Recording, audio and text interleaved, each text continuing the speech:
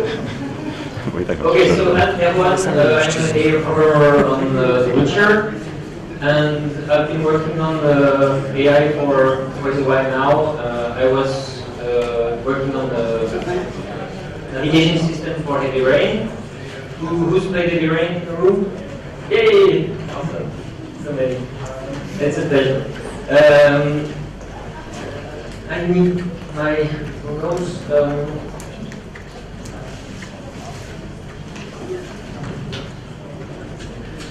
Okay, so basically this presentation is about prototype. I've been working for the last year or so, and I had the idea for years. And basically, I'm going to talk about planning, which is a way to make decision making a little more clever. So, why I'm doing this presentation is that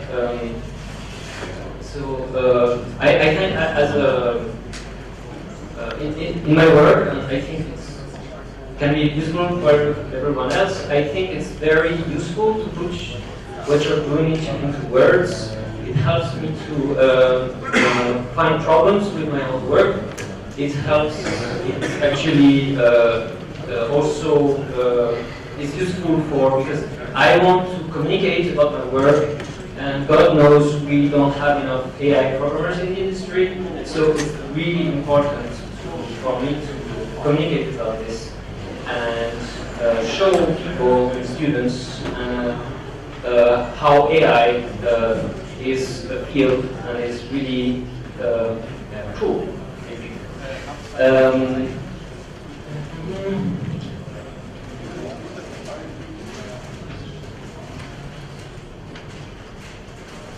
Also, making this presentation made me realize that my work is flawed and that I need to fix it.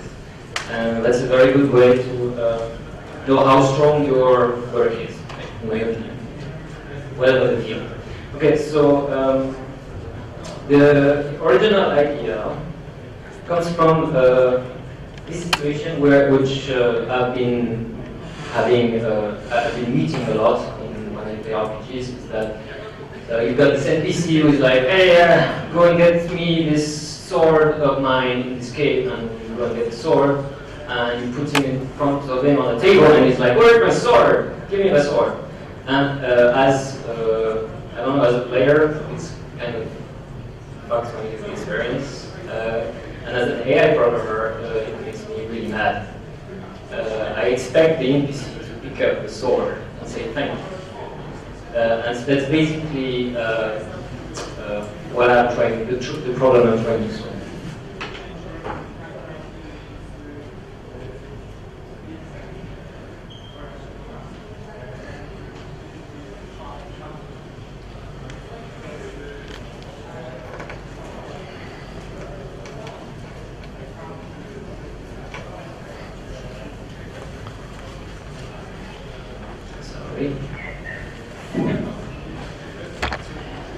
Also, I was like, how hard can this be? Huh? Like, from a young age, how hard can this be? This NPC pick up the sword, say thank you. And as I discovered, it's pretty fucking hard. The second part is like, when you work in a AAA, the decisions are mostly about dedicating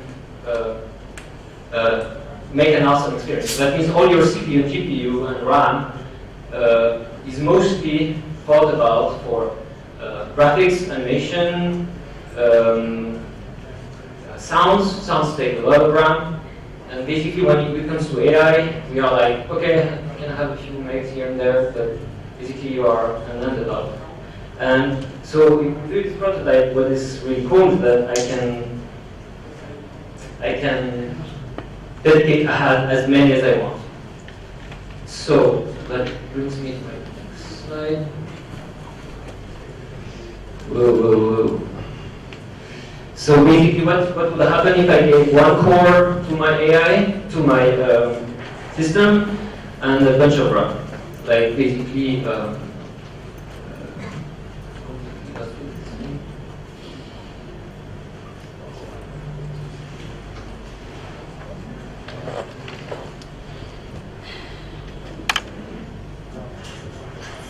so yeah, people are right. I mean, sounds take a lot of run, but now with even in our mobile devices we have multi-core processors, and I think now the time has come to actually push AI a little more. So what we are trying to achieve. So I will define the problem a little bit for you. And at the end of this talk, I will be showing a demo.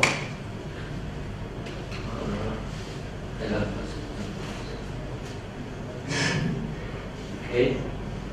I'll be showing a demo at the end of the talk, and I will show a little here to define the problem space. This would be problematic.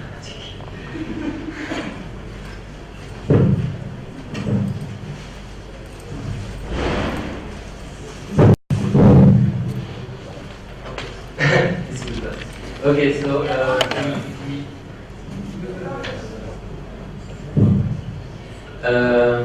this is running slow. Okay, so I will introduce you the characters. So the white lady is the player.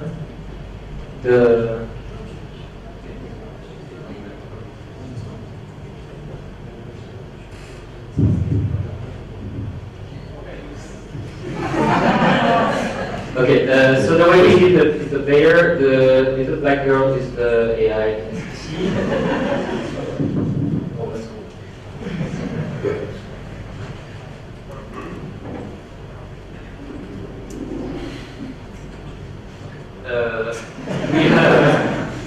We have a cover here. That's actually open.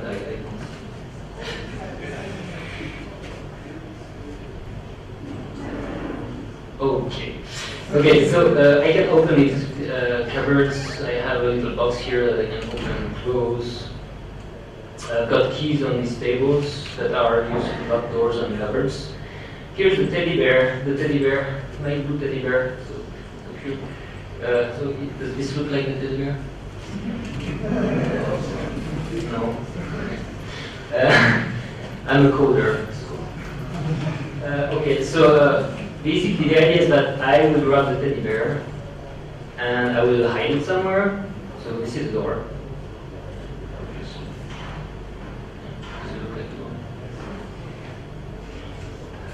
And I'm going to hide it somewhere so that covers the boxes. Here's another cover. Another door, another cover. Okay? And the idea is that when I will step on a particular area of the game, this area here in front of me, the NPC will go and find the teddy bear. So this was the problem to solve. I will switch back to the presentation and we will have a look at this when admin. Keep the best for me.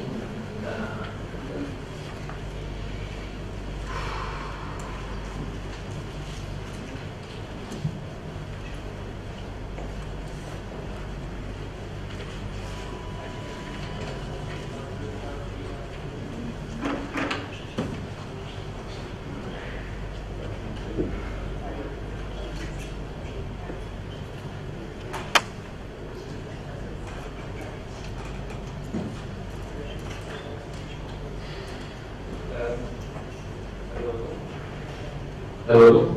Okay, as a programmer and as a designer or in working games, I think it's really important to define very clearly what your problem space is, what your problem is basically, and what are your restrictions.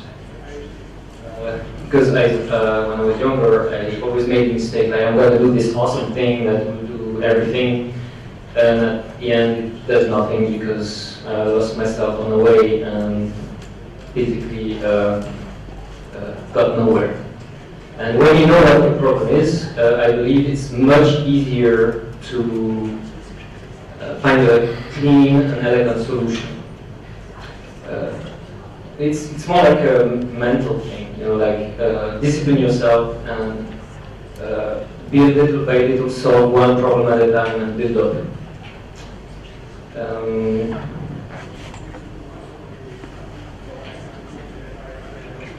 Cool.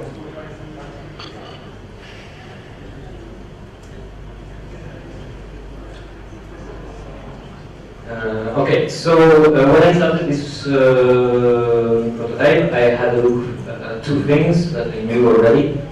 First thing is behavior trees, so I guess you had a look at them with me how and before.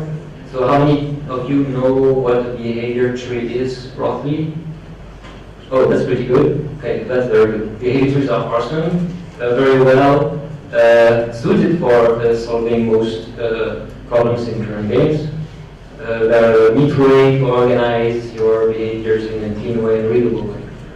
The second thing is planners. How many of you heard about planners or one? Ben Swapa. Oh, hey, I like you. That's it? Okay. How many of you heard about fear?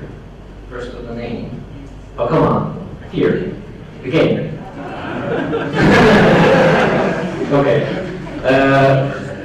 Basically, Fear was the first game, I believe, to popularize the planner as a valid method for solving problems in games. And basically, it's a system that allows you to deal with non-linear situations and also, how can I say, we will see this in detail, but Fear was the first game to popularize the system for a combat scenario.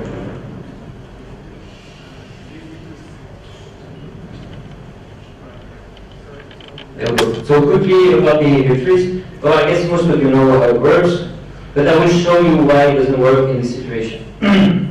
So the BT is composed very roughly when you bring it down to the simplest concept is selector and sequence. Selector is used to select between two different methods to carry out the task. So in our example, we want to unlock and open a door, which is our goal. So you have two things to do. First, you need to unlock the door. You can use a key or you can pick the lock. So you use a selector to do this, and then you have a sequence, two sequences, one for the key, one for the lock. So first you must get the key, then use the key, and the second one is for the lockpick. Get the lockpick and then use the very neat way to organize things. Yeah.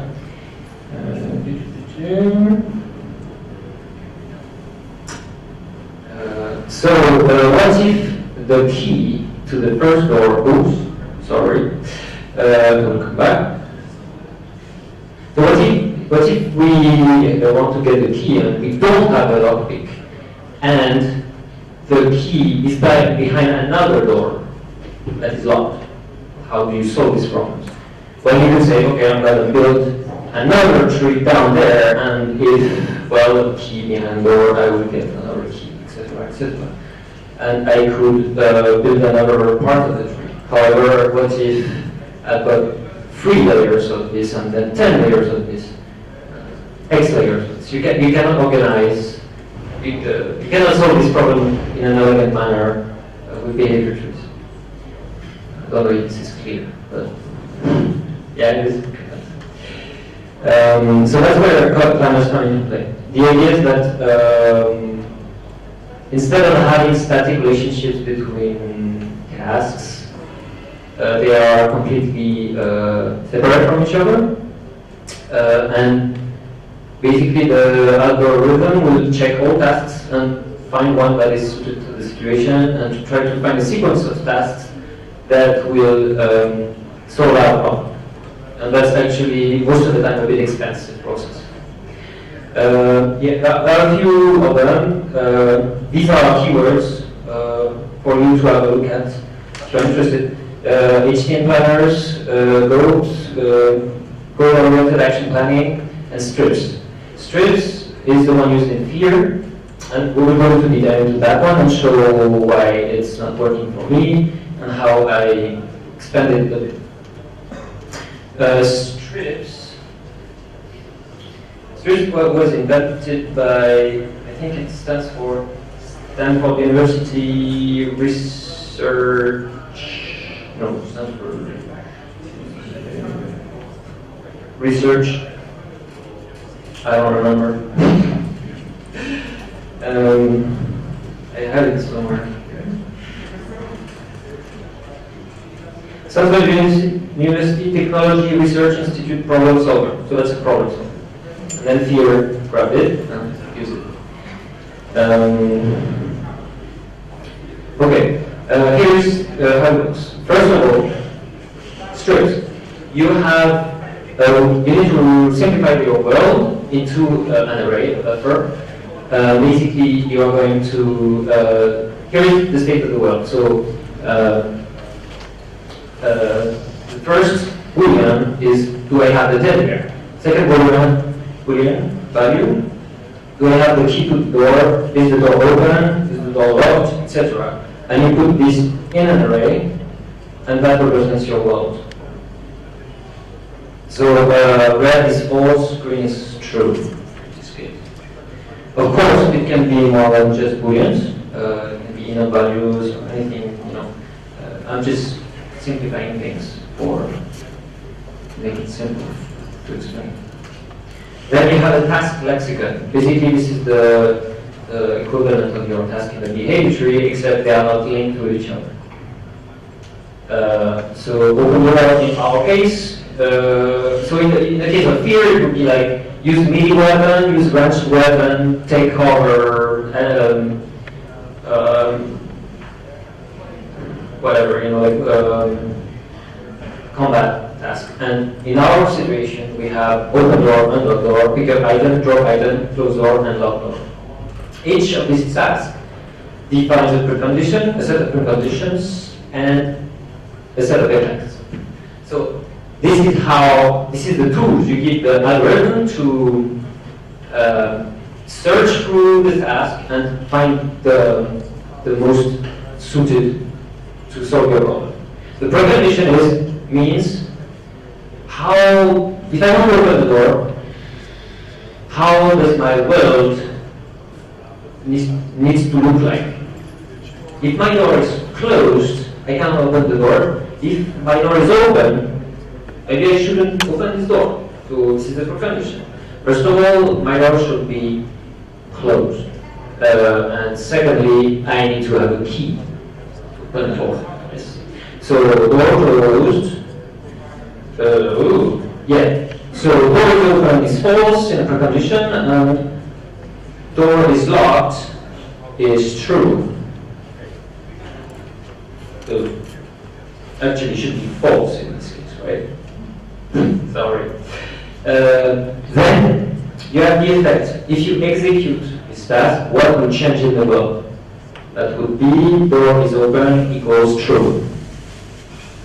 And in blue, this is indifferent. That means I don't care about the rest. Okay? Does this make sense?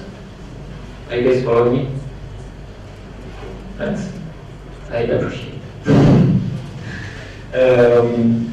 That means my talk is not so hermetic.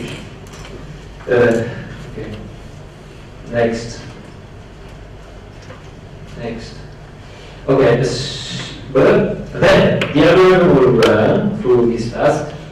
What will happen is that it will take the initial state of the world. So, you know, like hard-coded at the start, or okay, this is my world. This door is open, this door is closed, whatever. Then it will go through all tasks available, the task lexicon, and it will check each task against its precondition. And it will select only the one that satisfies this precondition. Some of them might be completely stupid, yes? Like, I can grab this key that I don't need. Why not? So it will go through, for example, if I have 4 tasks, I have 5, some of them will not satisfy. So I will move them. My computer is a bit slow. There you go. So I will remove them. These 3 tasks don't satisfy their own preconditions. Yes. So I can use open door and pick up key. 2 things I can do. And then I apply the effects on my world buffer. I duplicate it. I apply the effect, and I will run the algorithm for each of them. So I have 2 of them that were selected. I'm going to rerun all the lexicon on each of them and expand forever until I find, oh, this node down there looks exactly like my goal. The door is open. But no, the goal is I have my teddy bear. I have the teddy bear, so oh, this is my goal. And then I can go up the tree, search tree, and boom, this is my plan. From the start to the bottom. The rest doesn't matter. Some of them with the red cross, as you can see, are dead ends. It doesn't give me an interesting state. And that's it. It's not so complex. It's just a bit, when you read papers and stuff, it's a bit fuzzy, but it's really not that. But maybe a bit simplifying, but it's there are a lot of problems you will need to solve if you want to implement that, but that's the base idea. Okay.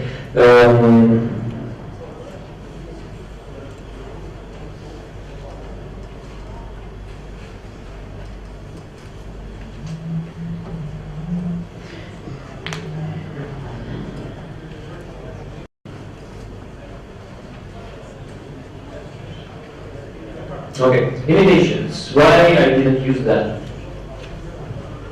Basically, my problem is that I want to. I'm not making a fighting game. I'm making some kind of narrative RPG. So that means like something with quests, with no combat, and a lot of diplomatic stuff and mystery and stealing and getting items from people and stuff. And I have a lot of doors and stuff, and that means the problem with strips is that the more the bigger your task lexicon is, the slower it will be, right? Because each time we go through the whole lexicon, right? So that makes it slower. And in my world, I'll have maybe, you will see, it's like, it's in the order of maybe 1,000. Like in this demo, it's in the order of, I don't know, 30, 40. But in the world of a fully fledged out RPG, it's much bigger. Also, if your world representation is big, it will be slower as well, because you need to make a copy of the world state, you need to compare world states to each other, and this is very, if the world is in the range of the kilobyte, this is going to kill you. And my world representation is is in the order of a kilobyte, because I have a lot of actors and a lot of properties for each actors.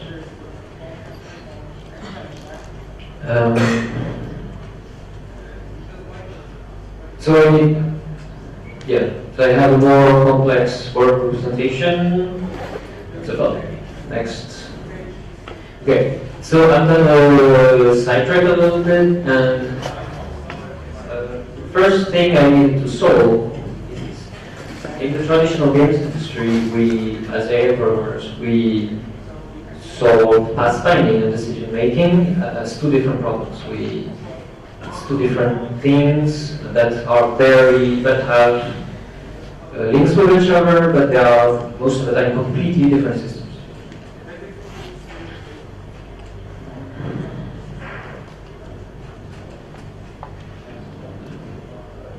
But are they truly different, is my question.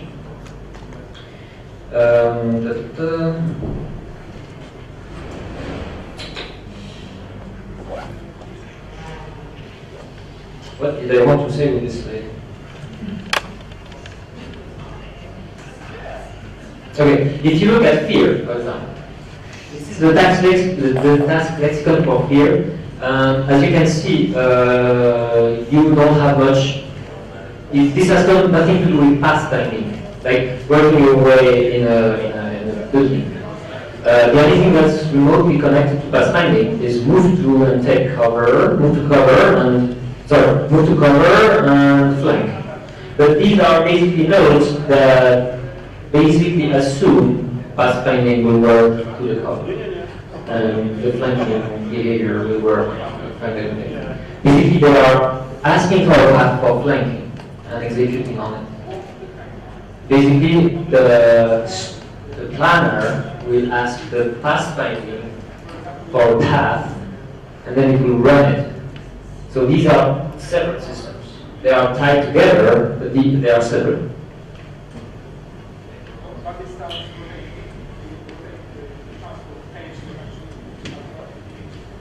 So that makes it impossible to reason about space in decision making.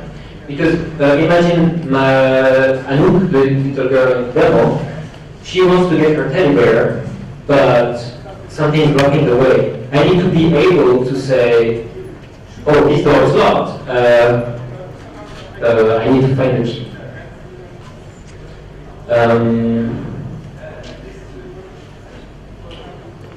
Okay, so I'm going to explain what high-level pathfinding, high-level and low-level pathfinding is.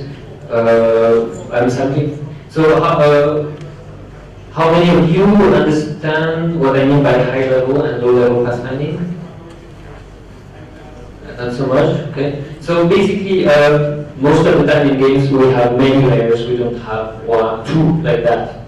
But basically, I'm going to explain this because I'm going to use the high-level part inside of them. So if you imagine you are running an FPS game and you have a bunch of rooms connected with doors, and inside each room you have a bunch of obstacles like desks and stuff, very classic. What will happen is that most of the time we will, to make things more efficient, we will first make a path in a high level. Like, I want to go from room A to room C, and we will say, okay, from going to room C, and you're in room B, or room D, you need to go to room B, and then room A, and then room C, and then you'll be in room C. And then within each room, we'll run another pathfinding that will be finer, and go around desk, avoid chairs and stuff, yeah? Does that make sense? The thing is, for NPCs, for my project, I don't need a low level, but I need a high level within the decision making. I need to be able to say, oh, I need to go to room C, I am in room A, and there is door AC in the way. I need to use that door that is locked. How do I solve this problem? So this is my lexicon. I added tasks that are about using doors, unlocking them and opening them. So I am introducing the high-level pathfinding concept inside the decision making. And we will see later how the pathfinding actually happens organically from this.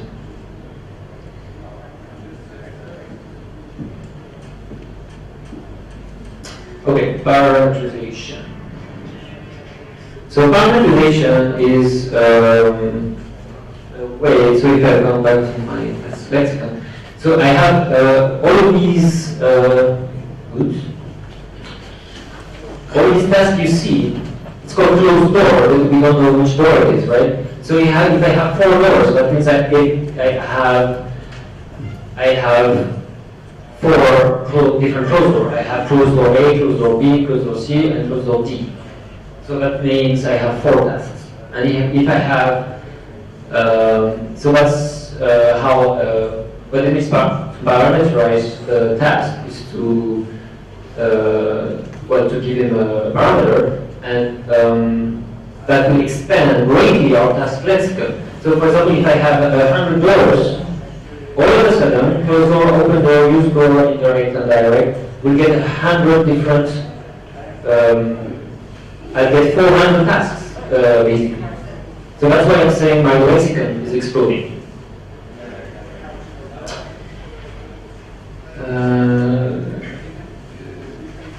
Patterns with fear are not parameterized because of this. Basically, when you use ranged weapon, usually you're using the ranged weapon you have on you, or the best you have on you, by whatever tool designer decides. When you move to cover, you'll be moving to the closest cover,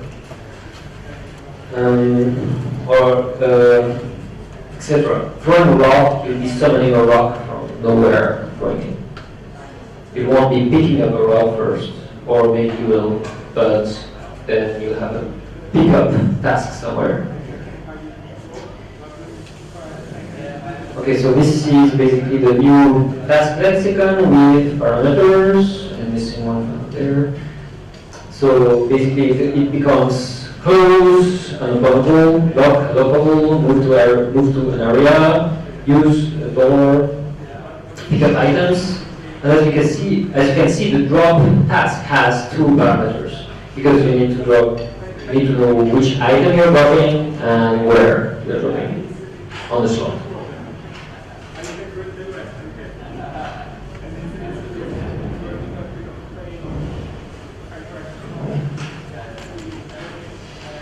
Okay, so this is my new task lexicon. It ran from the one on fear.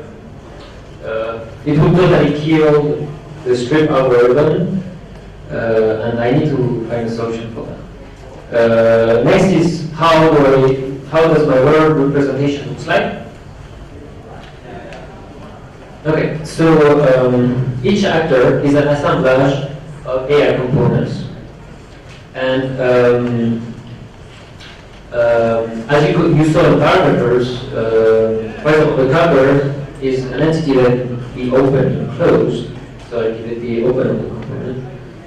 It can contain items, so it will be also a slot. It can be locked, so it's also lockable. Another example is a box. It can be open. It's an item, and it can contain stuff as well. What an item is something you can put into a slot, basically. So that means it's something you can put into a slot that contains other items. A key is an item and a key opens a door. Keyboard, this particular key opens door A. The door is unlockable and lockable, of course, but it's also a door. What is a door? It's a concept. It basically is something that connects two together. That's what it is. And that's where pathfinding is starting to be fleshed out. Then in each of these components I have a bunch of properties, openable as the boolean open, an interaction area, so that means where I need to be in order to operate the door, a lockable as a boolean box. It's got a key. Which key do I need to use in order to unlock this lockable or lock it? And a slot has just a name. I think it's got other stuff, but this is simplified. And for example, if I had to add the item will have a slot name. So it knows where it is, which slot it is. Okay, sorry. I'll try to go through this. It's a bit difficult. Whoa, we're getting short. So now, how do I solve this scalability problem?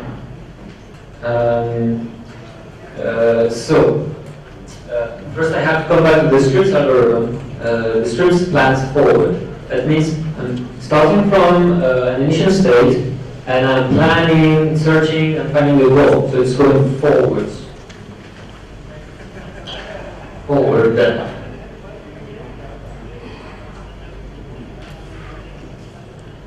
Skip this. Okay. I'm going to plan backward with my. I'm going to start from the goal, pick up the lever, and then I'm going to see what I need to do. So to pick up the lever is in room B, so I need to move to room B. But I'm in room A, so I need to use the door AB. To use the door AB, focus on the line on the right, on the left, sorry. In order to use door AB, I need to open it, and in order to open it, I need to unlock it. And in order to unlock it, I need to pick up the key. And oh, I can do that. So here it is. I have my plan. But I'm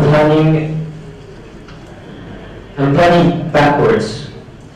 The goal is at the top and the achievable task is at the bottom. What this means is that, that means I'm not each time I am moving downwards, how do I select the task that I need? I'm going to explain that, but basically I'm not going through all tasks available. I'm not doing that. So that means I don't have to go through 1,000 tasks if I have 1,000 tasks in my lexicon. And to do that, we use conditions. In a precondition, a precondition will define what it needs in the world, like in the strip algorithm, but also it will define what kind of task can be used to solve the problem if this precondition is false. So if I need the teddy bear, but I'm not in the right room, the condition will tell me, oh, well, you need to be in area A, and you're not, so you can use the task move to area A.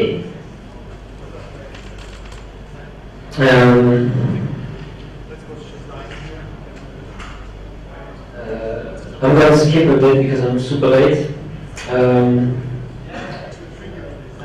Okay, so you have all conditions that can define more conditions. For example, you may need to be in two different conditions. So that means you can, for example, to use a door, you can be either on the left or on the right side of the door. So that's why OR condition is useful. You can be in area interaction area 1 or interaction area 2 to use the door. If you use, you also have AND condition. For example, here I'm trying to open a door. In order to open the door, I need to have a key, and also I need to be in either of these areas. And each of these conditions are defining a subtask that tells me how to solve the precondition if it's false. So if I don't have a key, please pick up item key. This is going to be hard to read.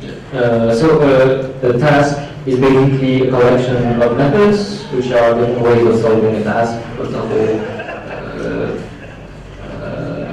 use door to unlock door, or pick up lock in order to door. Then you've got preconditions for each method that we explained already. And then we have got the action tree, which is basically what the actor executes when he runs the plan. Okay, so this is how the search tree looks like. Each one of these branches represents an AND condition. The goal is at the top, and at the bottom left is the achievable task. And at the top, typically, it will be something like, okay, I need to, the first branch you see at the top will be something like, I need to open this door, but to open this door, I need to unlock this door, But in order to unlock it, I need a key, and I need to be in area A. So it will branch here. Check I can have the key, and also check if I can be in area A. Because one of them might not be possible. If both are possible, it's expanding. So basically, the right side of the tree is totally useless for the actor itself, because he's going to run only the left side. But we need to expand it anyway to make sure each of these things he needs to do are actually possible. So the plan is on the left, the goal is at the top, and the task is at the bottom. So here's our path. I'm going to skip a little bit.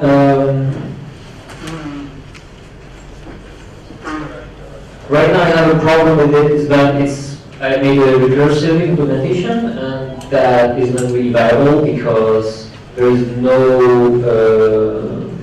minimum, maximum size of the call stack, so it might be a big problem. So now, but there's ways to write algorithms without being recursive. So that's the problem we need to solve. Okay, then more, I think I don't have that much time. Oh, 10 minutes should be enough.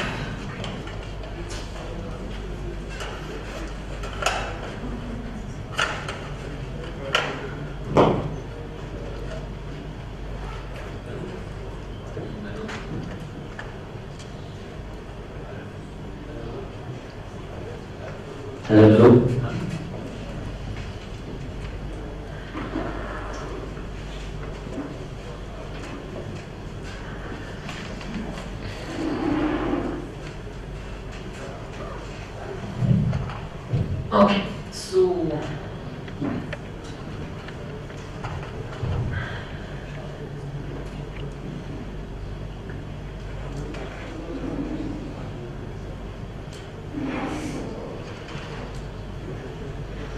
Okay, so I will show you a little really quick. I'm going to take the teddy bear on this door. So this is it's pretty rough. I hope you will forgive me if it crashes or something. I was correcting the last bug like literally 2 hours ago, so I hope it will work. So I'm going to drop the teddy bear here, and I'm going to, so it's pretty obvious.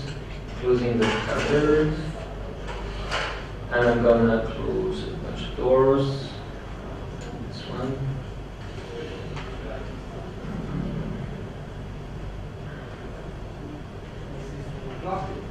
Aha, later.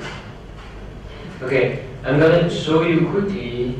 So I'm going to step in, and now she's going to get the the problem is right now that Anouk knows everything about the world. She knows what the teddy bear is. She won't be looking for it. She will go straight to it. So here it is. She's like, hey, I know where it is. Open the door. She opens the door a little bit far. She's running so fast. Open the door. Open the cupboard. Teddy bear. Ooh, teddy bear. And then she's gonna drop the teddy bear on the table there. And she's gonna go back into position. There you go. Isn't it cute? Okay. Alright, so what do we do now? I heard locked doors, yeah? So, there.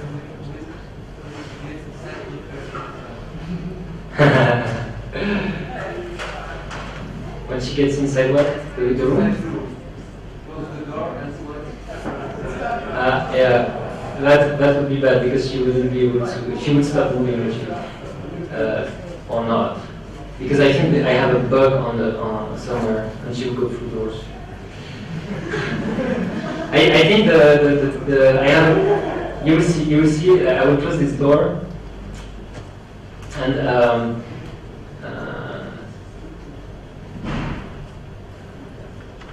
she will open the door. Did I open anything? So yeah, she will be able to open this door on this way, but I think I have a bug on the other way. so I won't be able to show you a specific example, but I'm going to show you something else. Okay, so anyway, so where do we put it? Which cover? Last one. Last one. Key in the last Well, if I put it in the last one, if I put a key in the last one, I won't be able to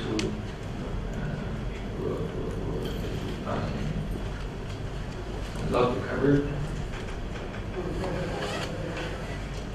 So I lock this cover, okay?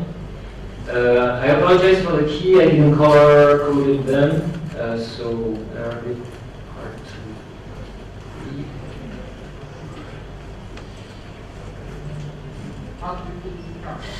Okay. I'm going to put it in the box, in the cover. Yeah? Box. Good. Okay, so the key is in the box. Is it, can you see it? I'm going to close it. Close this cover. I'm going to lock it. There you go. And then I wanted to be able to lock the box, but the problem is that it won't be completely unreadable. My next presentation will probably show more. So the key is there.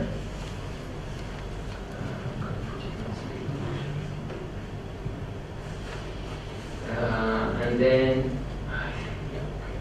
there you go.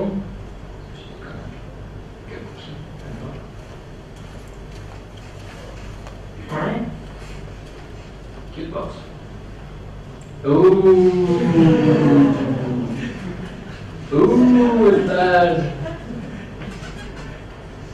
I should open the door. Actually. Okay, I'm going to make a more complex situation.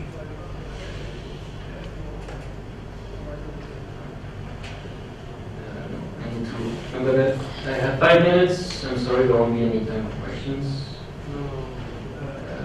I'm going to lock this.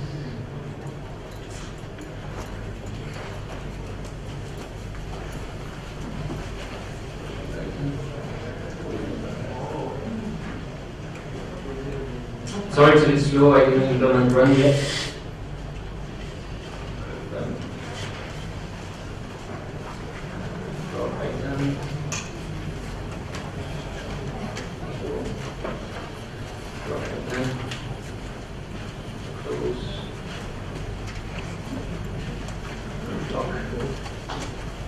Grab the key of this.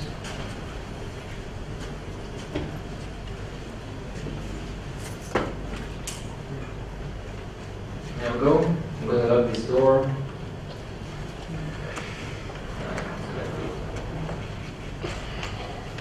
One door. Door. Close door. I think that so the key to this door is right at the beginning. First one.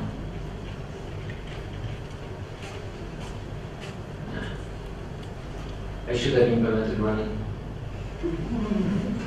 And then go. Drop key there.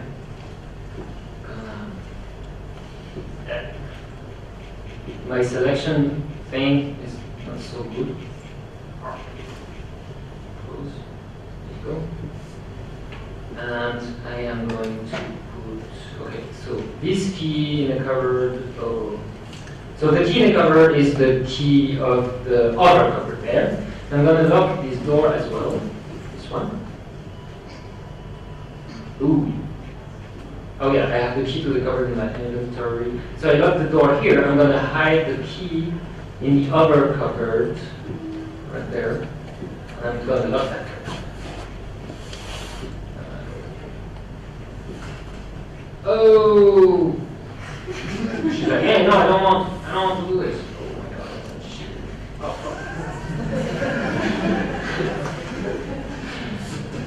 I thought like she wants to tidy things. She's gonna put items back to their original place. Oh, I'm so sorry. I know you're a little bit too... Features. Yeah, well, she's a little bit too clever for me right now. She's not bugged. She's just a bit zealous. I have no idea which key is what now. I think this one is the key to. Oh yes, the key I have the key to discover there, so I'm gonna put it back there. Okay, I'm almost done. Bear with me. Yeah, this is called immersion behavior, I believe. Okay, no. Oh yes, we'll see very well, very fast.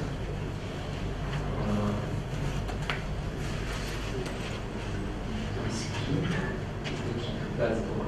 Yes. Let's do it again. Are you gonna let me? Yes, she will let me. And I'm gonna lock that cover.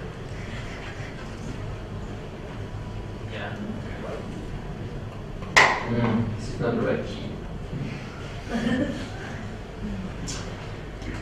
So as you can see, I can actually run the AI on the player, and when I ask the player to lock the door, he goes automatically and touches the key.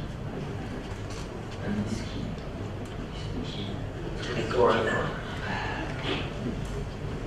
I promise my next presentation will be a little bit more smooth. And I need to end this very soon. So I'm just going to run a loop right now, and we'll be ending this presentation. I'm just going to close the door. Hopefully. Hey, no? Okay. No. Oh, yes, yes.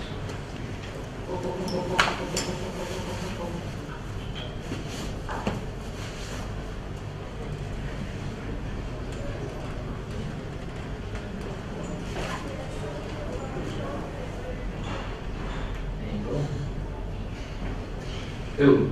Oh, no, everything's good. There you go, the door. Teddy bear. What's my teddy bear? There we go. She has the teddy bear. And now she will tidy things up. She's a very good kid. She will put it here, and she will put things back on their place. There you go. And that's it. Thank you very much.